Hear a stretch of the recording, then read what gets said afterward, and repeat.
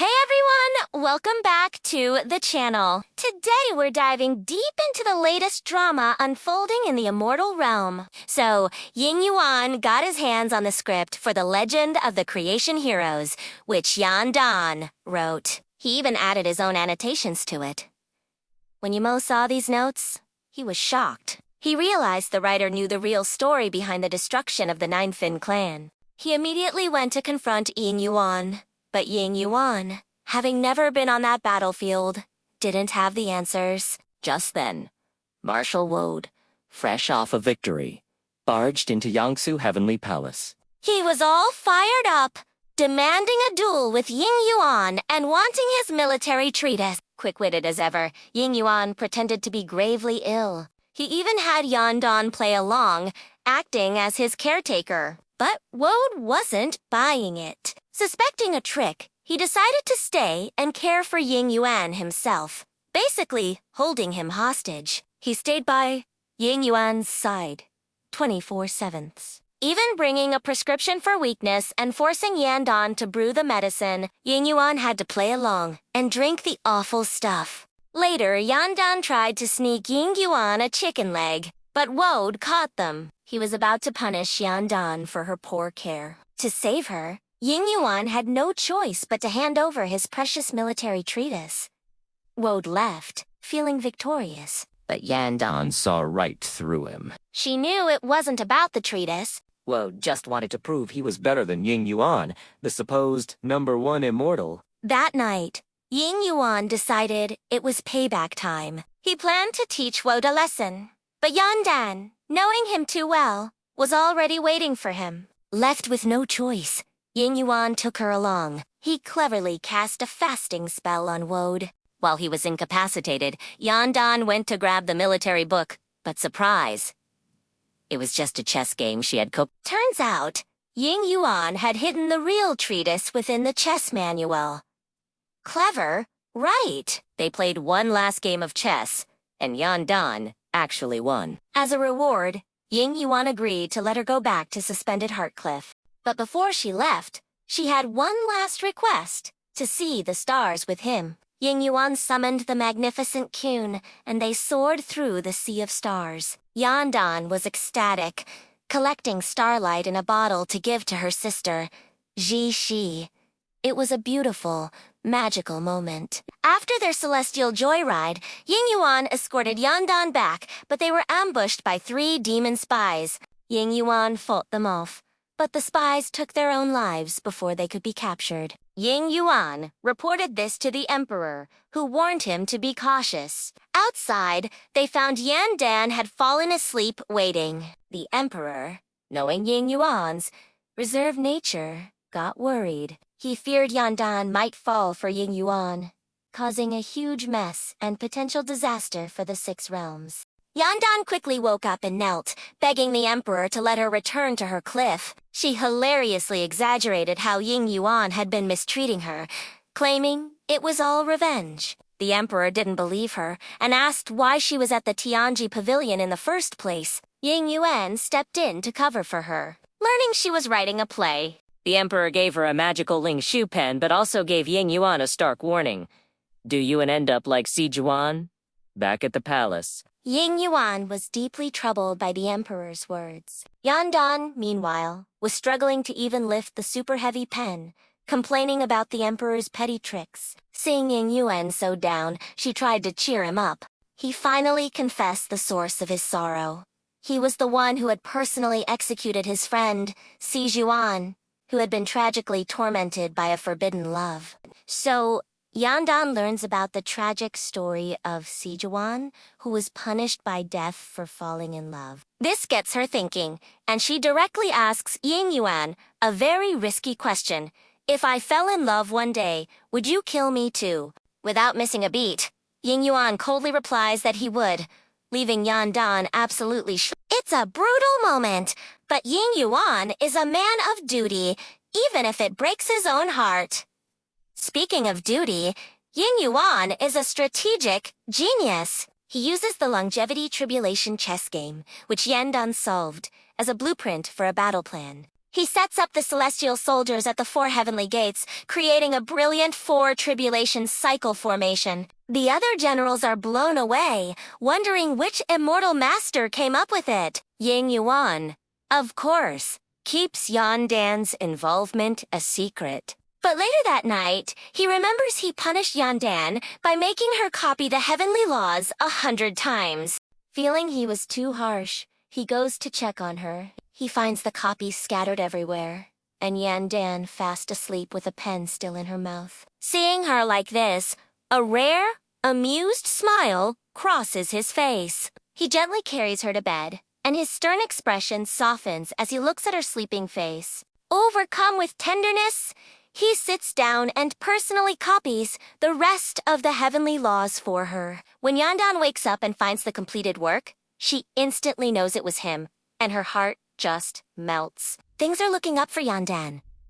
She even receives an official notice from the emperor, praising her bravery and making her a role model for all the lesser immortals. But this public praise has an unintended consequence. It fuels the gossip among the other immortal servants, who start comparing Yandan to her sister, Zishi, whispering about how weak Zishi is. Hearing this, Zishi is consumed by shame and anger, and she tears down the notice. And who should appear at that exact moment but the resident troublemaker, Ying Dang?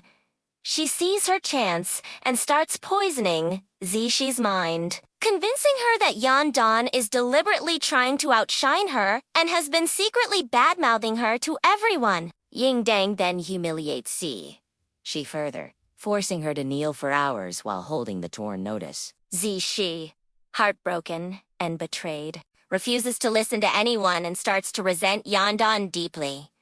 This sisterly bond is officially on the rocks. Meanwhile, Yandan has a problem of her own. Her pet immortal turtle is acting strangely, refusing to eat and trying to escape. Confused, she goes to find her friend Yu Mo for help. She finds him drinking alone, grieving the complete annihilation of his clan.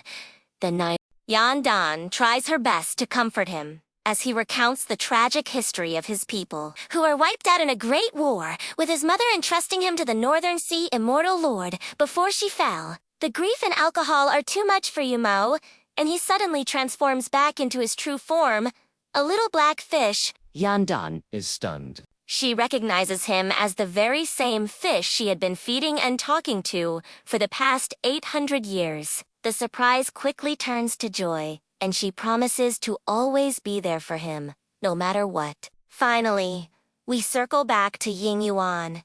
He's pushing himself to the limit, using all his immortal power to purge the demonic energy left in his body. He wants to repay the emperor for raising him, but he's being reckless. The emperor himself has to rush in to stop him, terrified that Ying Yuan will destroy himself in the process. Just as Ying Yuan exhausts his power and is about to be consumed by an evil spirit, the emperor manages to intervene, saving him just in the nick of time. What a roller coaster! We've got budding romance, brilliant strategy, sisterly betrayal, and a huge identity reveal.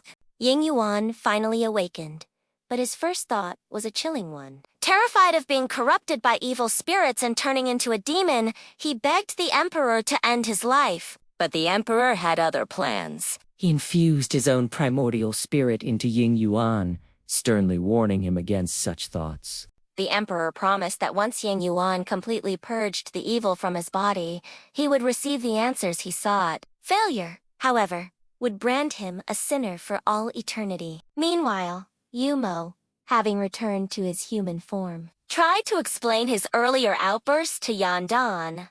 But Yandan, ever compassionate, simply comforted him. She then brought out the immortal turtle, and Yumo, with his unique ability, understood its plight. The poor turtle was tired of being constantly flipped over by Ying Yuan, and was desperate to escape the immortal realm before it starved. The problem was, an immortal beast leaving without permission was a serious violation of heavenly law.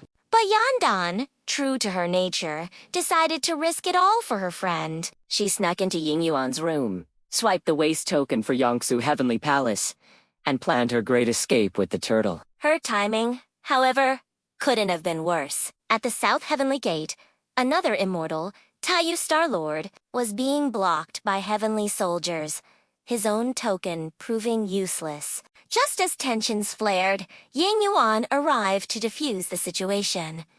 But the peace was short. A group of demon assassins suddenly appeared. Ying Yuan, with his usual skill, quickly dispatched them and ordered the guards to be on high alert. Just as Yan Dan was about to sneak away with the turtle, she was cornered by the demon general Tefeng. He immediately recognized the waist token in her hand as belonging to Yangsu Heavenly Palace and saw her as the perfect hostage to lure Ying Yuan.